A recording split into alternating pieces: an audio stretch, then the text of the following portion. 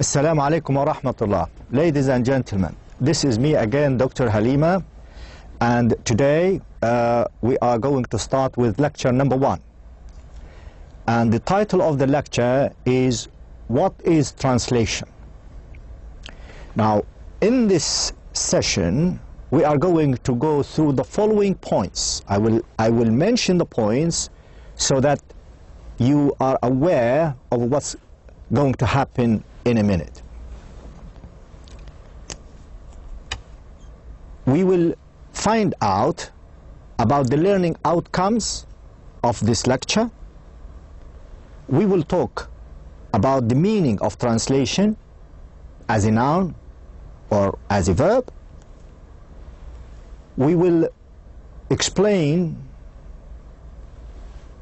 a simple definition of translation, and then we will explore some advanced definitions of translation, and then we will see how we can achieve equivalence in translation,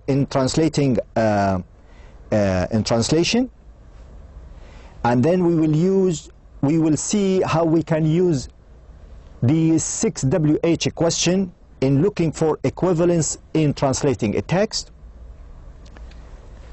After that, we will see whether we can have a good translation or the definition of a good translation. We will as well find out about the laws of good translation, the rules of good translation. Last but not least, we will mention a more advanced definition of translation, which is as a process and product.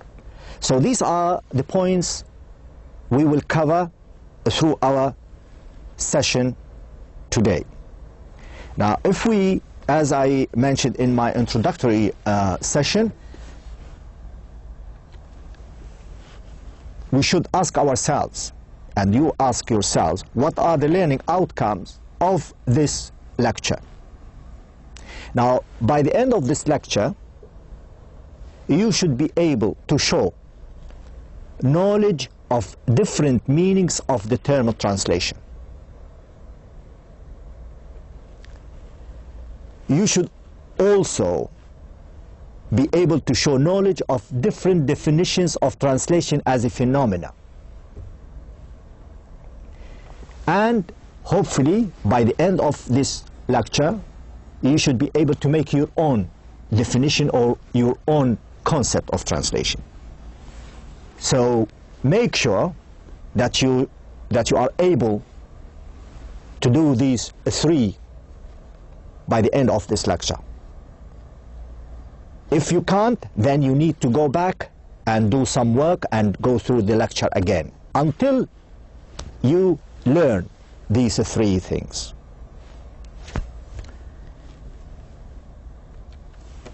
Now,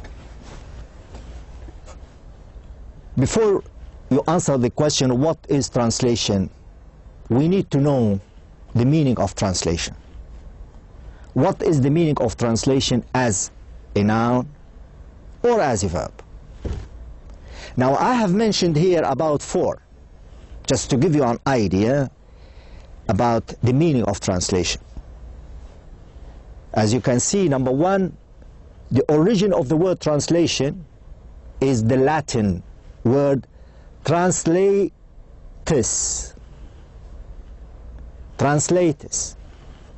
which means transferred. Transferred means from one language to another. The second meaning, which is the dictionary meaning, if you look it up in any dictionary, the meaning of translation, especially the verb, to translate, is to express or be capable of being expressed in another language or dialect. Now, I've mentioned here in French to give you an idea. It means in French, traduction, as a noun. But as a verb, you can see a traduit as a verb. Whereas in Arabic, as you know, the meaning of translation, الترجمة من لغة إلى أخرى. This is the noun. As for the verb, as you know, يترجم من لغة إلى أخرى. This is the meaning of translation in general terms. Now, there are so many definitions of translations, and translation has gone through so many developments in theory and practice. What I've done, I've given you first some simple definitions of translation, and then we build on that. And I have selected about 3 or 4 simple definitions. Now, Catford is a well-known translator and a theorist of translation. He defines translation as the replacement of textual material in one language, SL, by equivalent textual material in another language, TL. SL means the source language, TL the target language. For instance, if you want to translate from English into Arabic, English is the source language and Arabic is the target language. If you want to translate from Arabic into English, then Arabic is the source language and English is the target language. So SL is the initials of these words, and TL is the initial of these words. Now this is Catford's definition, very simple.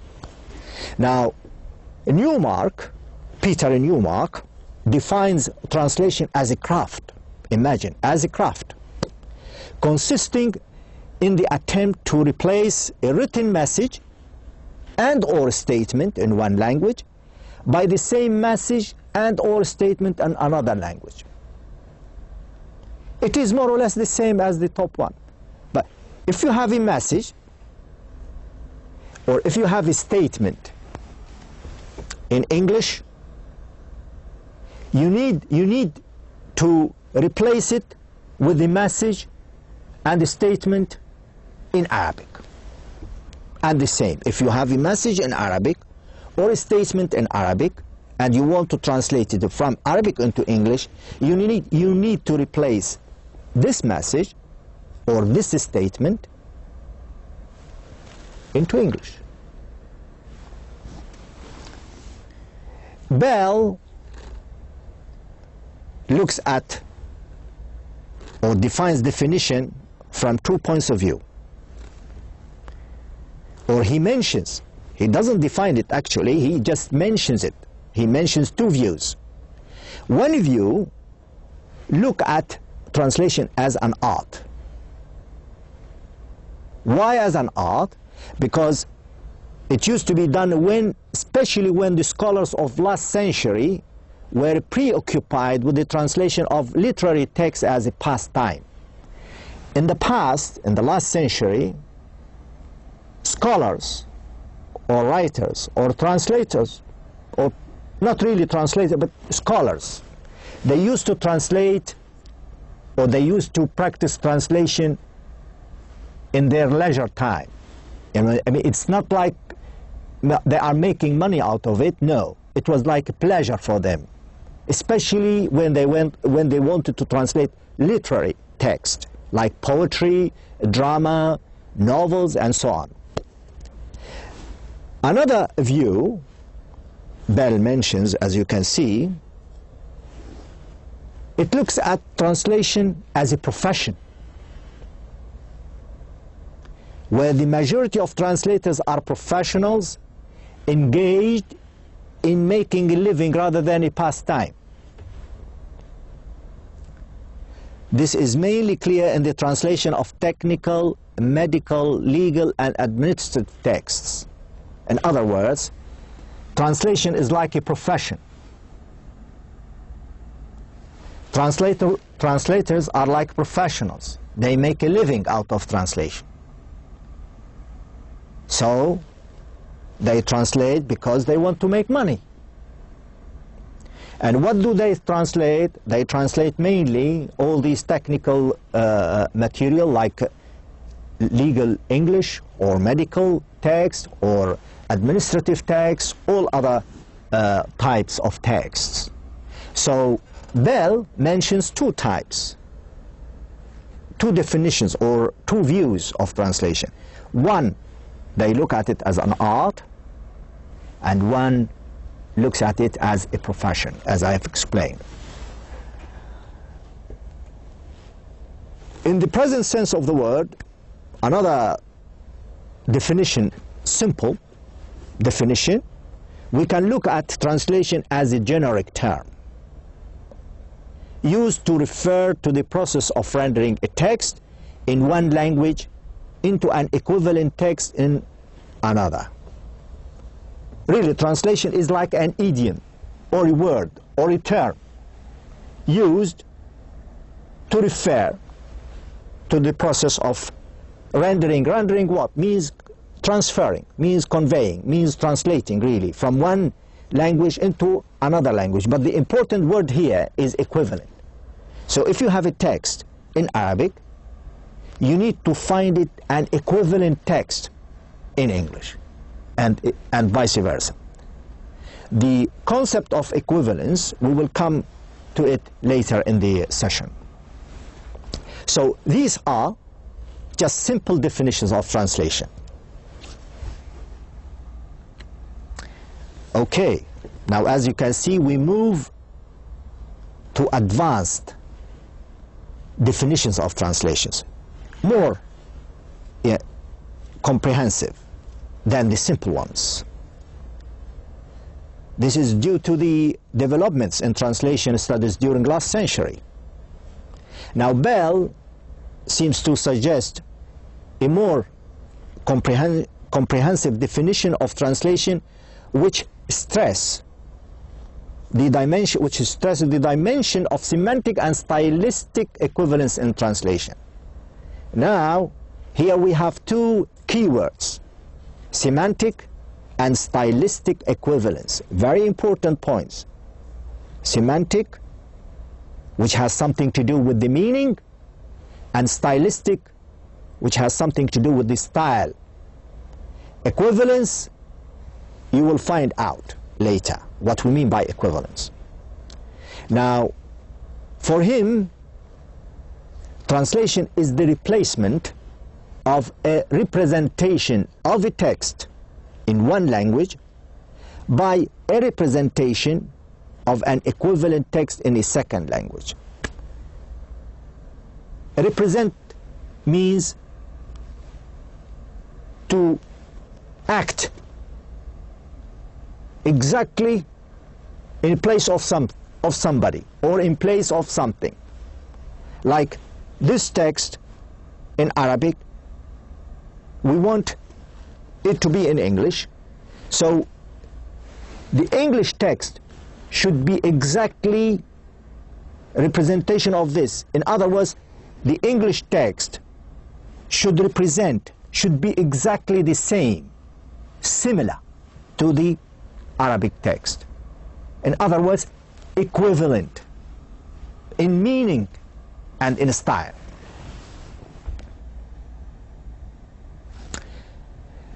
This is according to Bell. Now, there is a more or another advanced definition of translation introduced by Arjona as follows. This is a bit more comprehensive than Bell's. Translation is a generic term for the interlingual, sociolinguistic, and cultural transfer of any message from one community to another through various modes of written, oral, or mechanical means, or combinations thereof. In other words, to be honest, this is a very comprehensive one. It looks at translation as a transfer. Transfer of what? Of the interlingual, sociolinguistic, and cultural aspects of any message from one community to another. It could be in writing, or it could be written. It could be oral. It could be mechanical, or it could be both of them. So this is a more comprehensive definition of translation. Now we come to the key word of Bell's definition, equivalence. And it is very important, equivalence. How can we achieve equivalence in translation? Equivalence,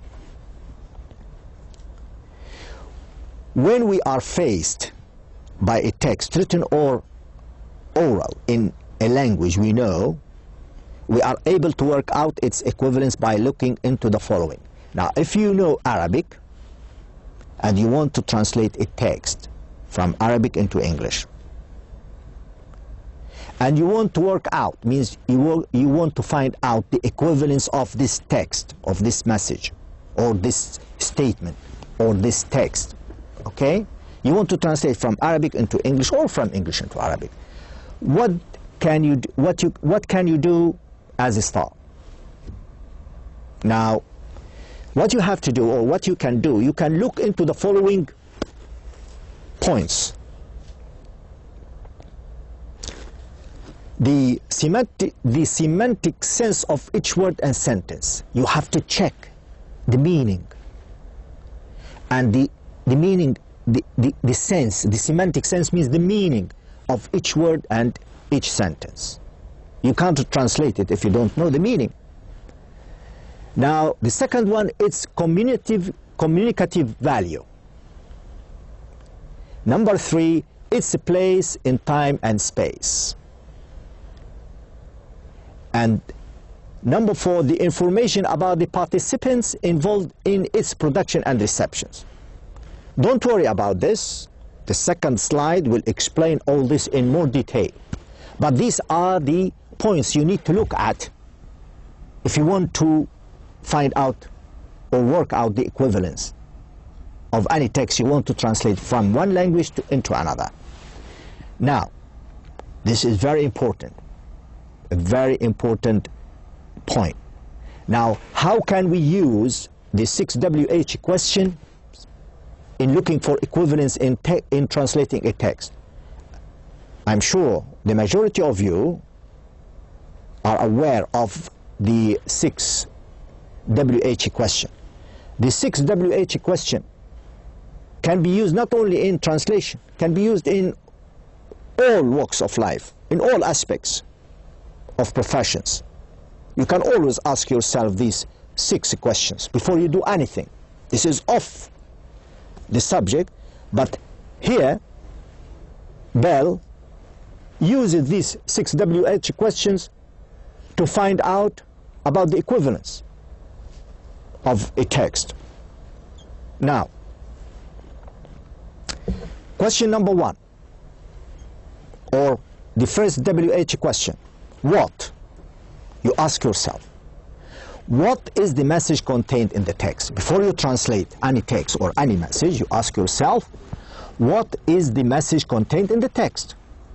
The content of the signal, the prepositional content of the speech acts. So the first question you ask yourself if you want to find out the equivalence is, okay, what is the message? What is the signal? What is the content of the speech acts, whether it is written or oral? The second question, you ask yourself, why? Why am I translating this? Now, the word why, or the question why, orients us towards the intentions of the sender, the purpose for which the text was issued. Now, you need to ask yourself, why did the writer write this message? Or why did the speaker is saying this? So you need to ask yourself always why he is saying this and why he is writing this. It's very important.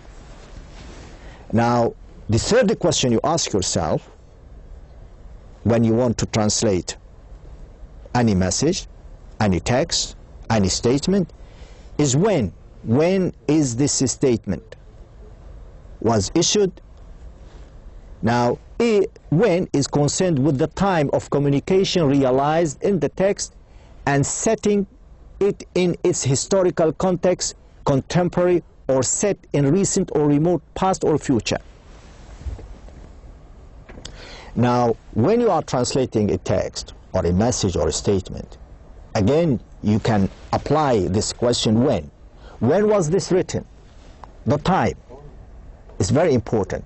Was it written in the past, 200-300 years ago, or was it written few days ago, or is it written for the future? So time is very important because it gives you a lot of information about the text. Now, question number 4, how? How is a bit ambiguous. Ambiguous means vague, not clear. So it could refer to two things. Manner of delivery, how. It means how was the message delivered, the manner it was delivered. They say the tenor of the discourse.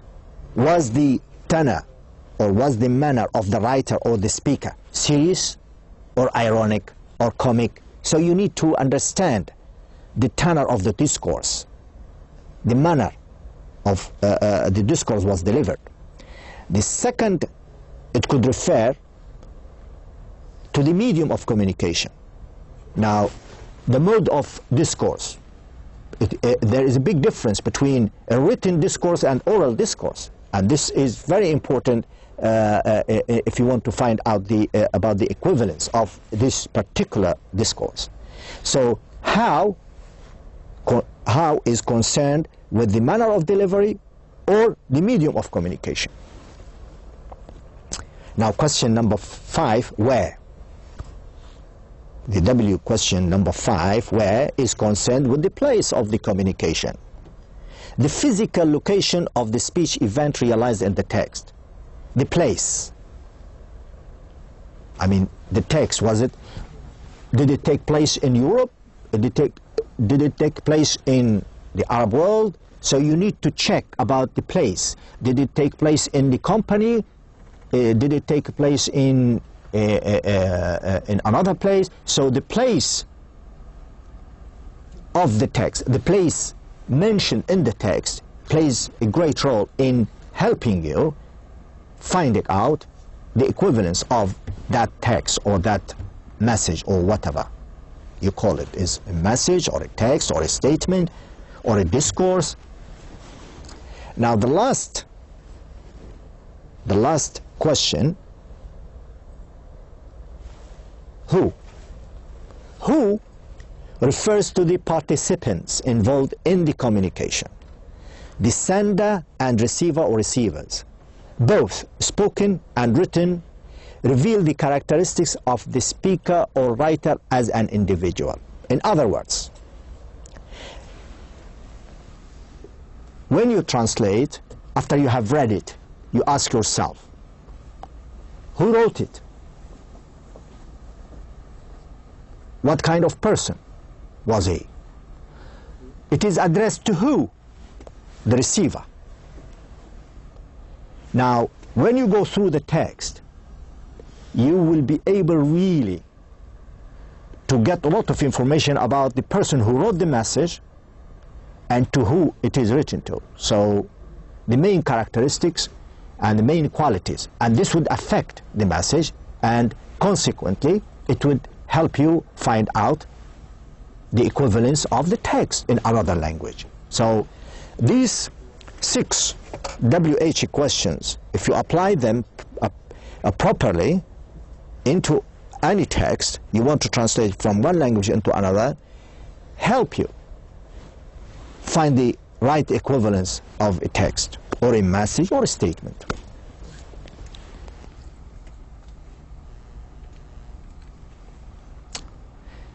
Now, somebody might ask me now from you, would say, what is a good translation?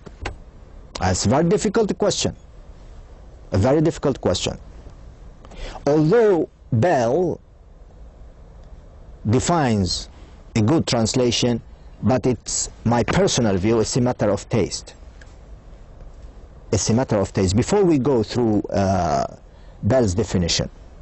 Now, according to Bell, a good translation is that in which the merit of the original work is so completely transfused into another language as to be as distinctly apprehended and as strongly felt by a native of the country to which that language belongs as it is by those who speak the language of the original work. It's a bit advanced definition, it's a bit comprehensive, it's a bit complicated, but in a nutshell, it is really translating a text, the original, you have an Arabic text, it's written by X, original work, and you want to translate it into English. It has to be exactly original like this, which is impossible. But according to Bell, a good translation is which achieves this particular criteria. Now he said the original work is so completely transfused into another language. Transfused is a word used if you want to transfuse blood, you know, blood transfusion. It is a very nice word to use, like making the translation like a blood getting into your body, into your veins. The blood of your body goes into the blood of another body, so it is exactly your blood transfused. And when it is transfused into another language, it must be understood, apprehended, distinctly apprehended. It means it clearly understood by you and by the other person. If I understand this text in Arabic and I want to translate it from Arabic into English, this person, this English person, should understand it clearly, exactly the same way as I do. And he should feel as exactly as I do. So this is really a good translation, which is, I'm afraid to say, this is very ideal, and I would love to achieve this. I am a practitioner and a theorist in translation, but still, it is good to aim at, very good. Put this a target, but it's not that easy or simple to achieve. But this is a good translation. Of course, it is a good translation if we can achieve this. So put it in front of you as a target, as a goal when you are translating. Always ask yourself, is it a good translation according to these criteria or not? Okay? Now, there are certain rules and regulations for good translation. Now, 3 laws of good translation. As a result of the above definition of translation, the following 3 laws emerge from it. Now, a good translation should give a complete transcript of the ideas of the original work. Again, transcript of the ideas. The text has got ideas, so you have to transfer these ideas into another language exactly as they are in the original work. It's not only that, the second law, that the style and manner of writing should be of the same character with that of the original. Again, as I said earlier, the style is very important. So you have to make sure that the style of the Arabic writer A is transferred to an English writer A, exactly the same, of the same character, the same ideas. Not only that, the most difficult bit of this law, the last law, is very, very difficult to achieve. That the translation should have all the ease of the original composition. Not easy to achieve, but it's good. If you could achieve this, it's beautiful. The ease of the original. It means when you read something, you feel it flows. You feel it's beautiful when you read it. It reads well, and you feel good about the ideas, about the structure, about the style, about the manner, about all other factors that play a role in writing a text. So this feel of ease and comfort should be transferred and should be translated into English. Now, I don't know about whether an English person would feel the same ease and comfort and relaxed about the style of a certain Arabic text. So these are the three main laws that emerge from good translation.